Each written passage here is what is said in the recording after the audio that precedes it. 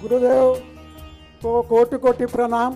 हम हड़पसर पूना से बोल रहे हैं। मेरा नाम मालिक जगताप है। अभी हम सब दान करते हैं, धनदान करते हैं, भूमिदान करते हैं, रक्तदान करते हैं। मैं तो चाहता हूँ कि मैं शरीर दान करूँगा।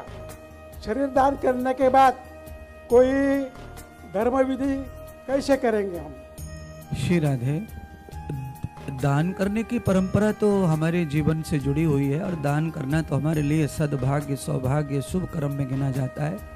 और दान करना हम मनुष्यों का निजी कर्तव्य है। अब दान के बारे में तो ऐसा हम गाते आ रहे हैं, तन मन धन सब तेरा। तो तन का दान भी करते हैं, मन का दान भी करते हैं, रक्त दान भी करते हैं, अपनी कमाई का धन श्रेय दान भी करते हैं। अब हम भूमि दान करते हैं, पर इन सारी चीज़ों पे हमारा कोई हक भी नहीं है। ये सब हमारे भाग्य अनुसार परमात्मा से हमें प्राप्त हैं, इन पर हमारा कोई हक नहीं।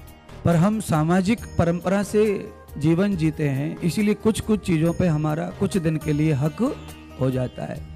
जैसे मान लीजिए हमारा 20 साल तक शादी नहीं हुई तो किसी लेडीज पर हक नहीं है, और उस लड़की के साथ शादी हो गई तो उसके ऊपर हक हो गया।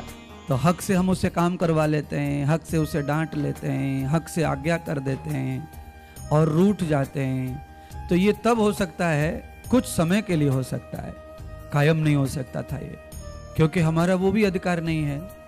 पर लोक परंपरा में ऐसे अधिकार हमें कुछ दिन के लिए प्राप्त हो जाते हैं। ऐसे ही इस शरीर के ऊपर भी हमारा कोई हक नहीं है, पर लोक परंपरा में शरीर के ऊपर भी कुछ समय के लिए हमारा हक होता है। इसीलिए हमको ये अधिकार भी भगवान देते हैं कि ये जो शरीर है, ये शरीर पुरुषार्थ के लिए तुम्हें मिला है। तो शरीर जीवित या मृत, अगर इससे पुरुषार्थ ही हो जाए तो फिर उत्तम आत्मा का कल्याण होता है। अपने शरीर को जीवित दान कर देना, तो ये तो बलिदान है, और बलिदान का फल तो बहुत बड़ा ही माना गया है।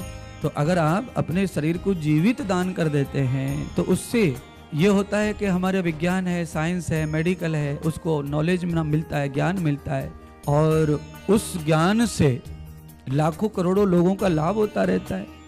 आपके बॉडी के जो ऑर्गन्स हैं वो जल के राख हो जाते हैं, और राख होने के बाद में उससे कोई लाभ नहीं है शरीर से। तो जो शरीर मृत हो जाता है उसके बाद उसका कोई संबंध संसार से नहीं बचता है। अगर मृत देह भी किसी के काम आ जाए तो शरीरधारी आत्मा का उसमें भी पुण्य बढ़ता है। तो देह का दान करना भी उत्तम ही श्रृंखला आती है। और जिस प्रकार से एक्सीडेंटल व्यक्ति को पोस्टमार्टम होता है, एक्सीडेंटल व्यक्ति के अंग भंग कट जाते हैं, उसे सिल पो करके बांध कर चिता में धर देते हैं। तो इस प्रकार से अंग दान करके भी आपके जो पौराणिक जो कर्म है मरने के बाद वाले, वो कर सकते करने वाले, उसमें कोई शंका वाली बात नहीं है।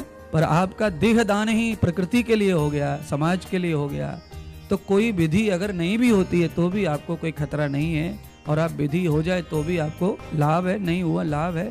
क्योंकि जो शरीर मृत होने के बाद काम का नहीं रहता किसी के का, यानी सबसे पहले तो घर वालों के ही काम का नहीं है, बताओ, और जीवित था तो सबके काम का था वो।